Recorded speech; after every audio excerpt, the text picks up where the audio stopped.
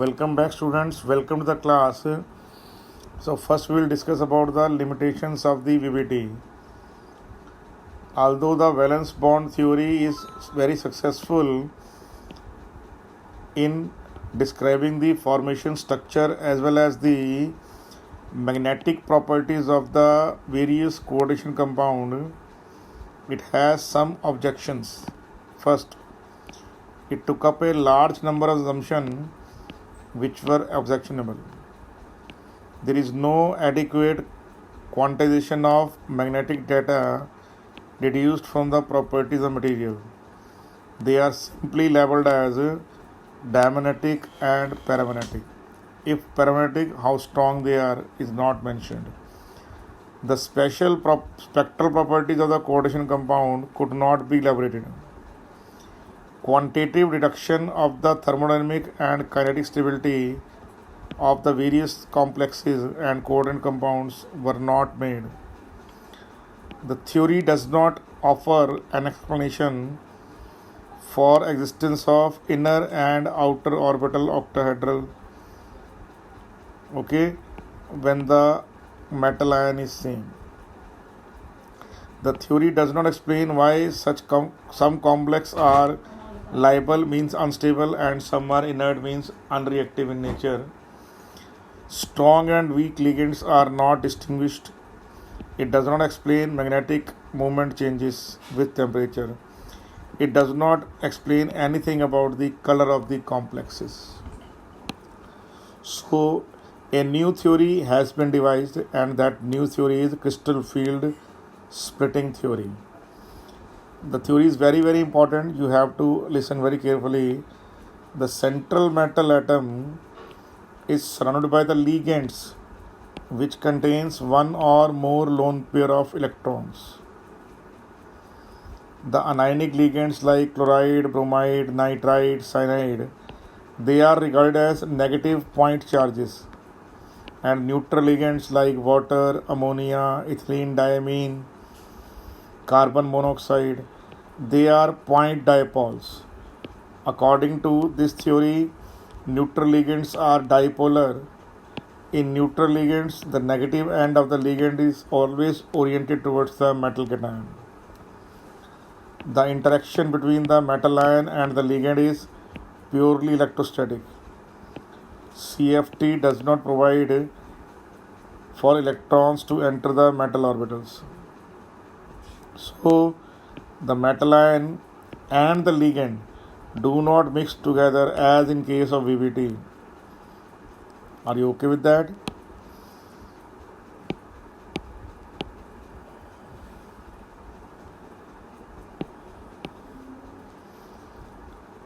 The 5d orbitals in an isolated gaseous atoms have same energy and they are called as degenerative in nature. The degeneracy is maintained till metal ions are surrounded by the symmetrical field. When a complex is formed, the metal ion is surrounded by ligands. If this field produced by the ligand is symmetrical, then the d orbital will remain degenerative. But in most of the complexes, the field is not symmetrical, so degeneracy is lost. The removal of degeneracy of the d orbitals leads to the splitting of d orbitals. It is known as crystal field splitting energy. This pattern of splitting depends upon the nature of the crystal field. A strong ligand like CN, carbon monoxide, ethylene diamine, ethene, or other pi accepting ligand like NO, NOS, they will cause very large splitting. So we will discuss that part once more when the lability and the inertness of the complex we will discuss. Now look at the important terms that will be used up in CFT. The most important term that will be used is the degenerative orbitals. Now in free state, dxy, dyz, dzx, dx square, y square and dz square all are degenerative in nature. T2G and EGZ.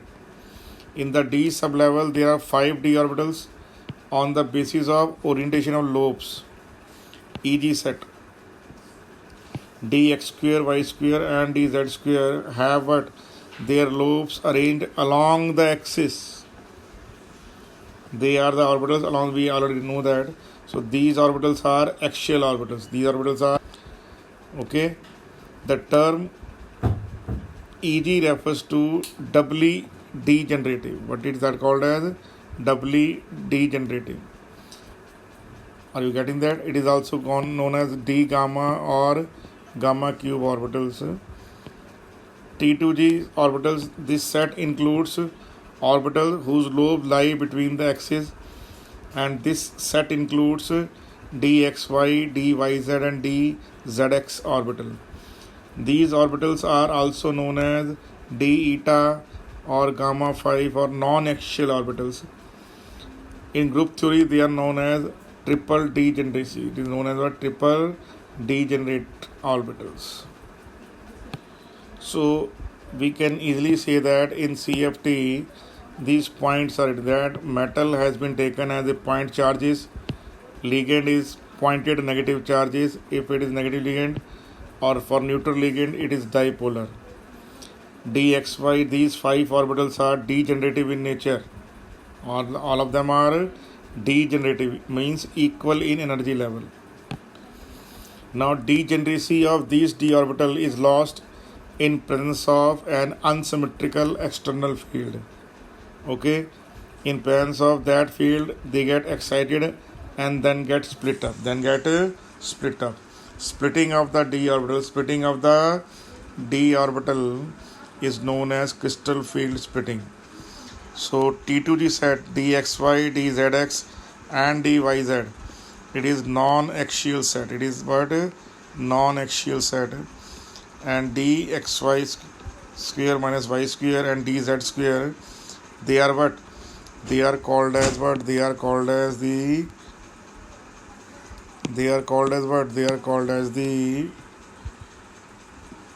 axial orbitals. But they are called as the axial orbitals. So look at that splitting, how the splitting happening.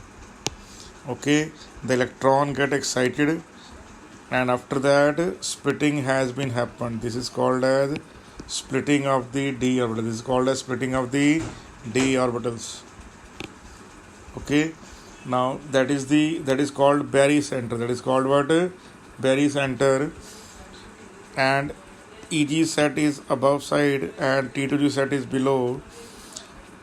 The T2g set drops by minus 0. or 40% of the octahedral field, while the Eg set, its energy level increased by 0.6 by the octahedral energy level. So there is a drop in potential energy of the T2g set and there will be an increase in the energy of the Eg set. It happens because ligands approach. It happens what? Because ligands approach through axis. When ligand approach through axis, then axial orbitals dz square, that is the Eg set, they will repel the entry of those ligand. So the orbitals which will repel the entry of the ligand will suffer repulsion and their energy level will go up. As it is happening in this case. Are you getting that? Sure. You can easily see that here. When the ligands approaches what? When the ligands approaches through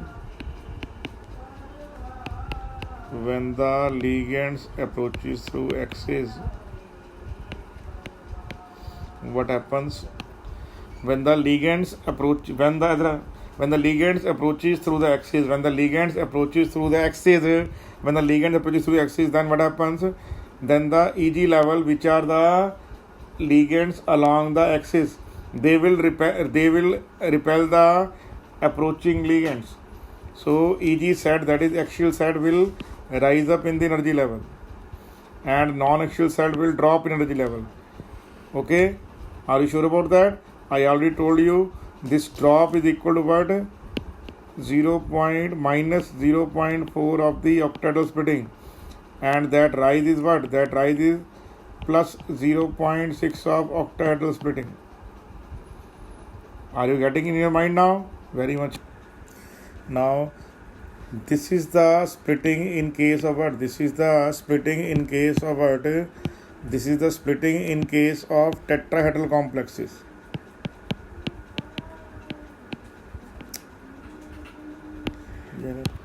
So in case of tetrahedral splitting, the splitting is what? The splitting is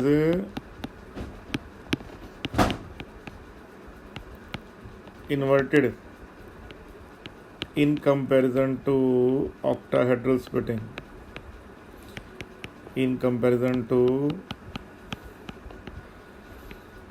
octahedral splitting. Okay. In tetrahedral splitting, it is the Eg level that is go down, while in case of the T2G level goes up. That is reverse in case of octahedral, where T2G level is lower and Eg level is upper. Okay, are you sure about that? So here you can say that why? Because in case of tetrahedral splitting, the ligands do not approach the metal through the axis. In case of octahedral splitting, the ligands approach the metal through the axis, while in case of tetrahedral complex formation, the ligands do not approach the metal atom via axis. That is the difference reason. That's why in case of tetrahedral complex, you have inverted. In case of tetrahedral complex, Eg level goes down. In case of octahedral complex, T2G level goes down. That is the main difference you have to keep in your mind always. So look at the octahedral splitting once more. In octahedral, T2G goes down. Okay, while in case of tetrahedral, it is Eg that goes down. Okay, sure about that? And more importantly, in case of octahedral splitting, the value is what? The value is 9/4 tetrahedral splitting energy.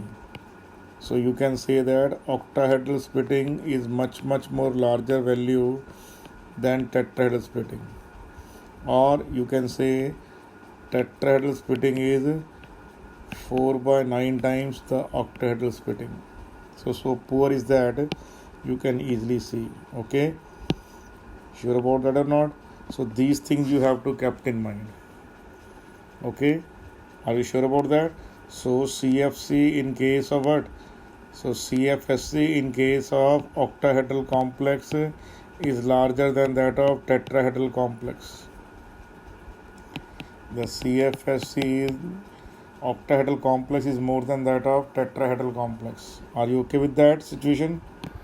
Now again look at what? Again look at the octahedral splitting. Now in octahedral splitting, the ligand approaches through the axis. Okay, sure about that? Strong ligand like CN, CO, ethene, benzene, NO plus, ethylene diamine, oxalato, DMG, EDTA like, they will cause what? They will cause high splitting. They will cause high splitting. And in high splitting, what can happen? In case of high splitting, pairing of electron can take place. What can happen? Pairing of the electron can take place. Remember that. So this is very simple. You have to understand that. Are you sure about that? Now let us consider an ion like Fe3+. Fe3+ has 3d6. Okay. What will happen in this case? In case of 3d6, the CFSC is more than the pairing energy,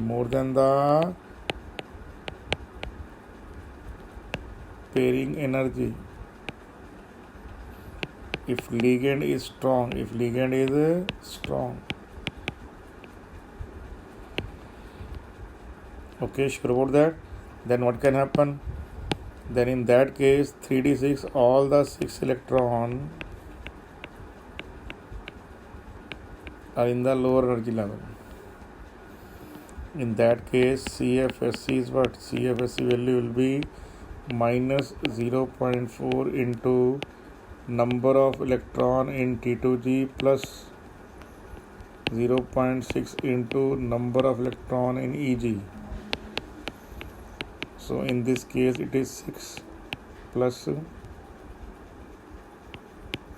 0.6 into 0. So answer is minus 2.5 octet. Are you getting that or not? Now take a case when you have Fe3 plus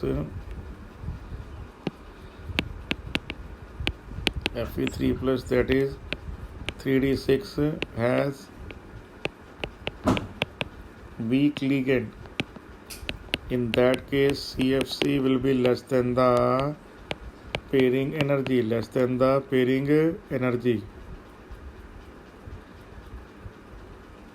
okay, less than what? Less than the pairing energy. Then what will happen here? Then in that case this is lower by minus 0. Delta Q and that is upper by this. So what can happen?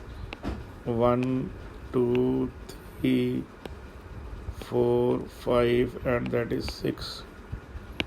So what is CFC in this case? It is minus 0.4 into number of electron in T2G plus 0.6 into number of electron in EG. So 0.4 into 4 plus 0.6 into 2 minus 1.6 plus 1.2.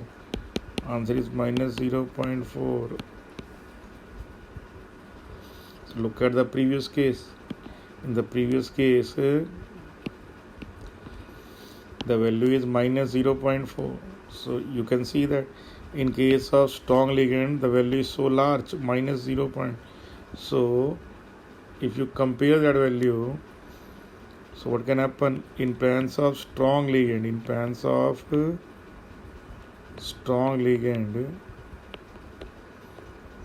the value is what? The value is 6 times higher, because in strong ligand the value is what? The value is minus 0.4, while in case of weak ligand it is minus 0.4. So 2.4 and minus 0.4. So strong ligand 2.4 negative, weak ligand minus 0.4. So in which case it is stronger? Definitely in case of strong ligand. So that's how you will calculate the value of what? How you will calculate the value of various type of CF. At the various energy levels splitting in case of octahedral complex. Now if the ligand is strong and if the ligand is weak, you can check the values. Now in case of D1 it is T2G and EG. All electron will come into T2G. Okay, T2G can have maximum 6 electron, minimum 3. Okay, similarly EG can minimum 2 and maximum 4. So in strong ligand all electron will come to T2G. So the answer is minus 4 dq. Now here no option, because all will come to the lower energy level, that is T2G. So in case of what? In case of D1 configuration, whether it is strong ligand or weak ligand, you will get the same value. But in case of D2, the same value. In case of D3, you also got the same value. Now only after this one you will get what? Discrepancies. Now look at the D4.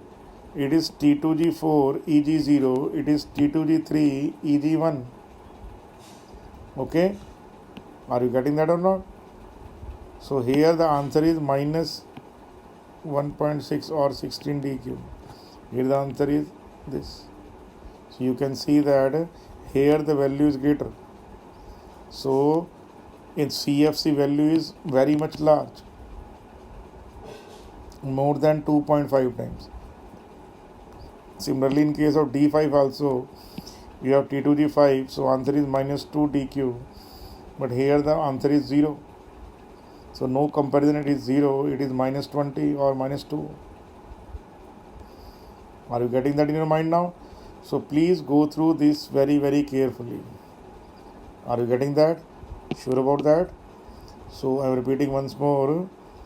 You have to go through that very carefully so that you are able to do it more than once. Okay, sure?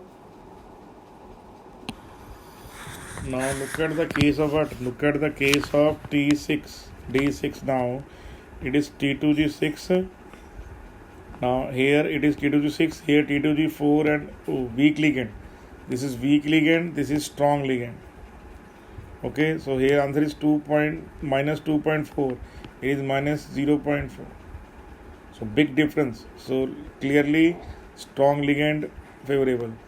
Now D7, T2G6, because 6 is the maximum number of electrons that can be placed in T2G level. So EG1, now you get 1.8 or minus 18. Similarly here you can 0.8 dq. D6 you have T2G6 EG2. So you got the value minus 1.2. Here you also got the minus 1.2. So inside, in case of D8, what are you getting? Whether it is weak ligand or strong ligand, you are getting the same value of CFSC. That is why D8, D9, mostly they are able to form what? Tetrahedral and square planar complexes. Okay. T9, similarly you got the same value, T2G and EG3, similarly because same configuration now. Okay, same configuration. So D8, D9, D10, it does not make any difference whether it is what?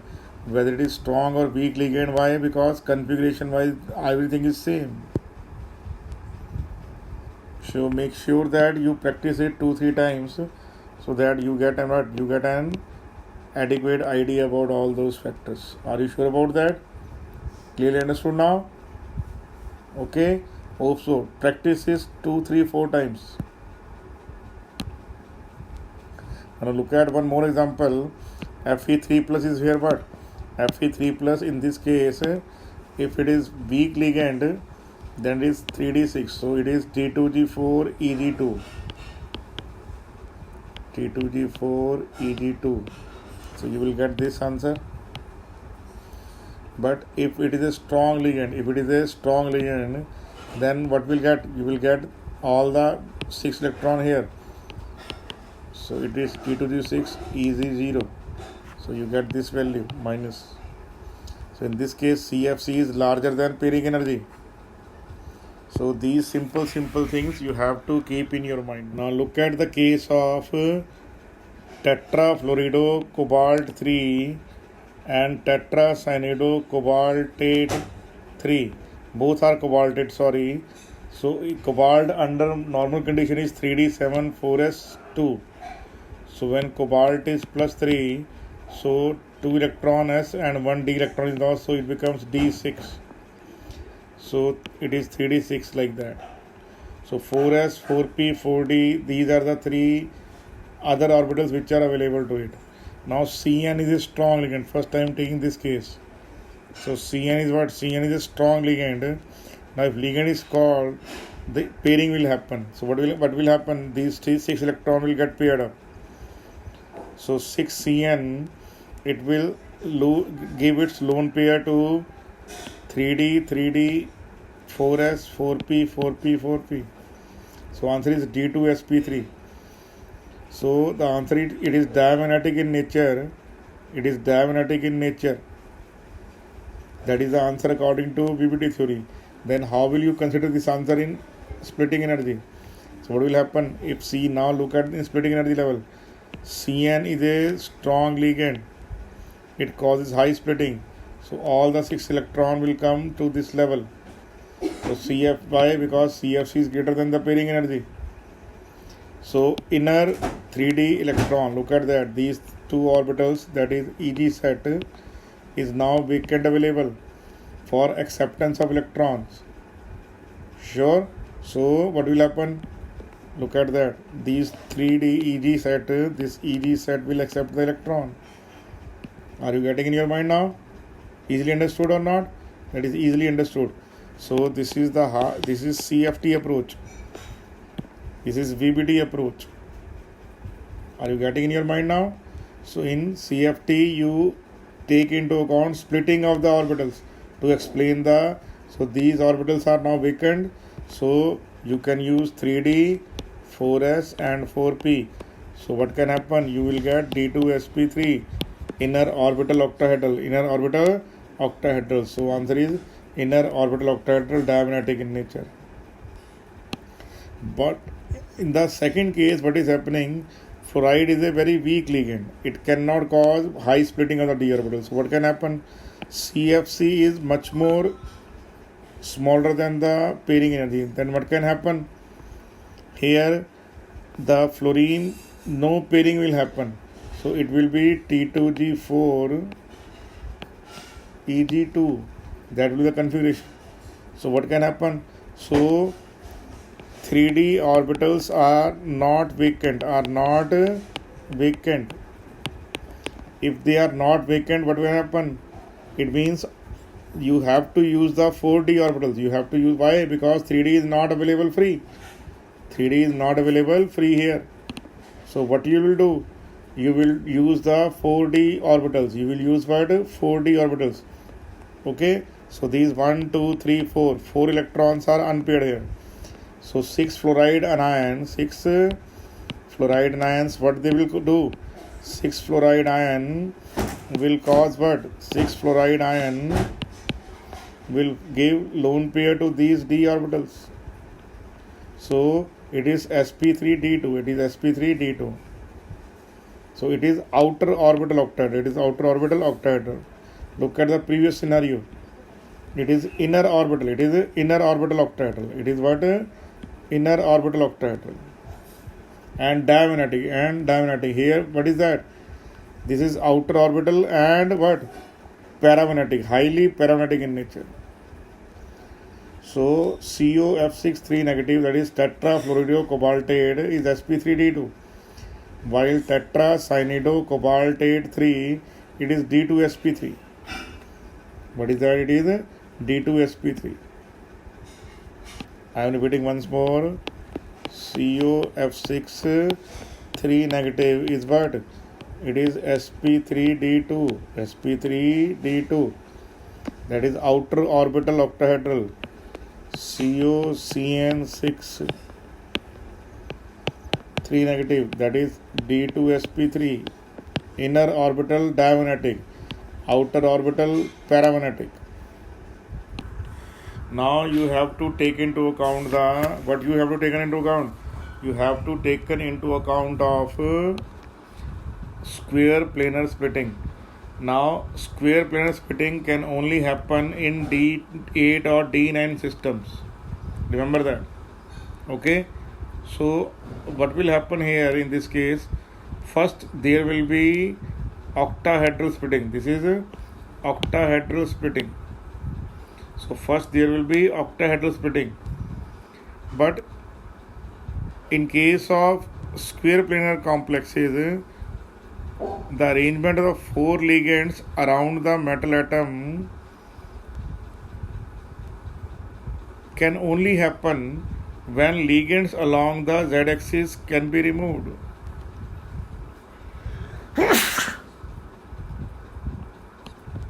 Because ligands are not able to find out the enough orbitals that are vacant available in D10 or D9 system. So what has happened? In order to accommodate that, the ligands along the z-axis are being removed.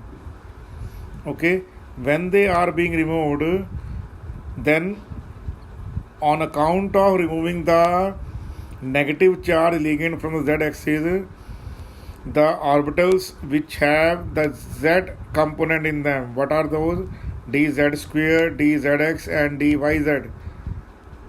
Okay, there the Z component becomes highly stable. Okay, so what happens? Their energy level will drop down. Look at that. Their energy level will drop down. So energy level of dz square and dyz and dzx drops down. When their energy level is drops down, what does happen? The lobe of dx square y square pointed towards the ligand and the orbital becomes higher in energy level. Okay, so what happens? The component containing x and y directions or directed bond or lobes, they becomes higher in energy level.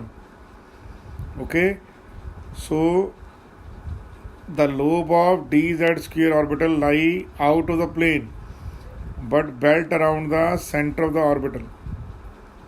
But in case of what happens here, dx square minus y square, it becomes vacant. Why? Because if it is d8, then all the 4 orbital below it will be filled up and every orbital will have 2 electrons each. Sure about that or not? So that's how the square planar splitting happens. In case of square planar splitting, first there is an octahedral splitting occurs when the ligands around the central metal atom cannot be accommodated due to the high crowding. Then the double splitting will happen, and in the double splitting the ligands along the z-axis are being taken away, and due to that the orbitals which have the z component, their energy level get lower down, and due to that only dx square y square, its energy level becomes topmost.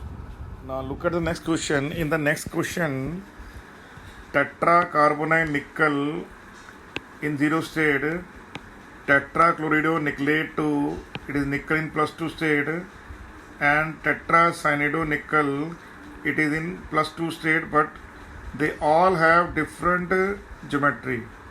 It is dsp2, it is sp3, it is sp3. It is dsp2. Okay, Cn is a strong ligand, so double splitting will happen. Just now I discussed with you. This is chloride ion, so that will cause the tetrahedral splitting.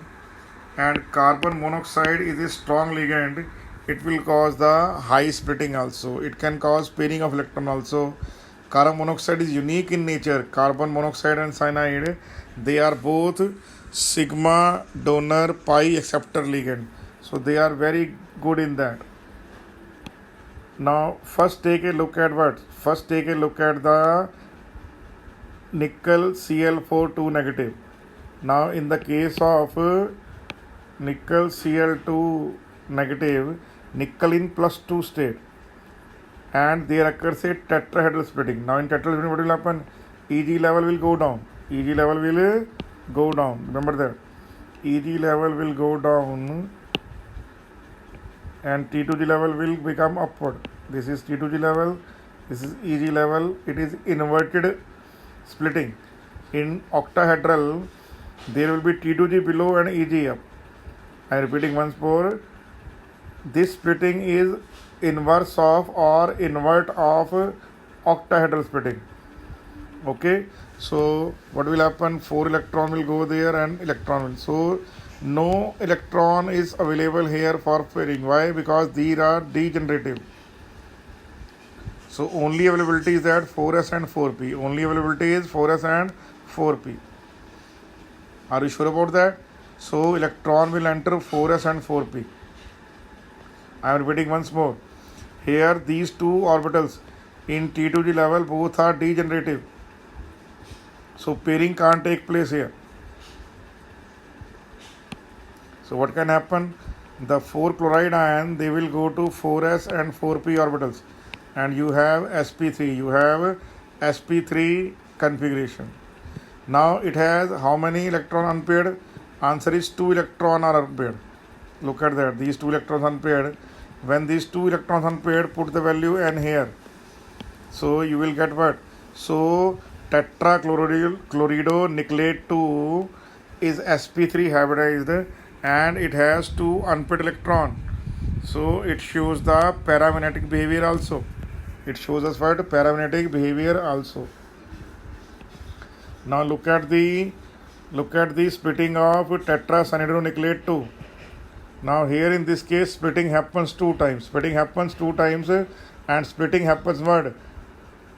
Square planar in nature. So let's see the square planar in nature. So it is D8. It is a D8.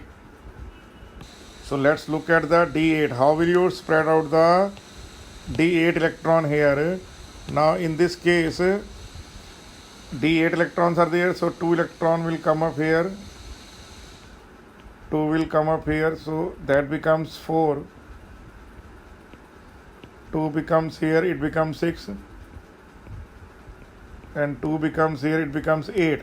So all the D8 electrons, they are accommodated in these 4 orbitals. So this orbital will remain vacant. So this orbital is now available for acceptance of electrons. So look at here what is happening. This is dx square y square vacant orbital. So in that vacant orbital, cyanide will give its lone pair, and lone pair to 4s, lone pair to 4p. So it becomes dsp2. Are you sure about that? Now no electron is unpaired. Every pairing has been occurred. So it is diamagnetic in nature.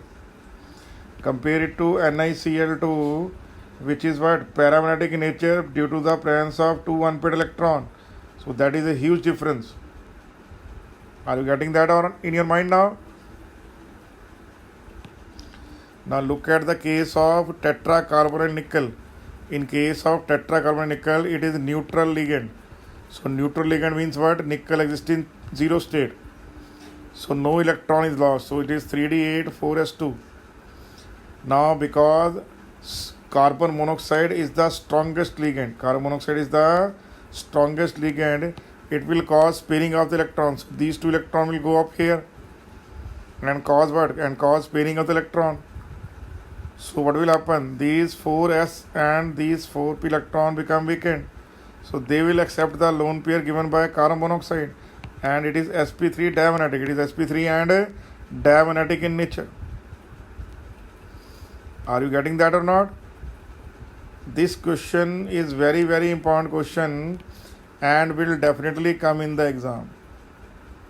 Are you sure about that? Okay, pretty much.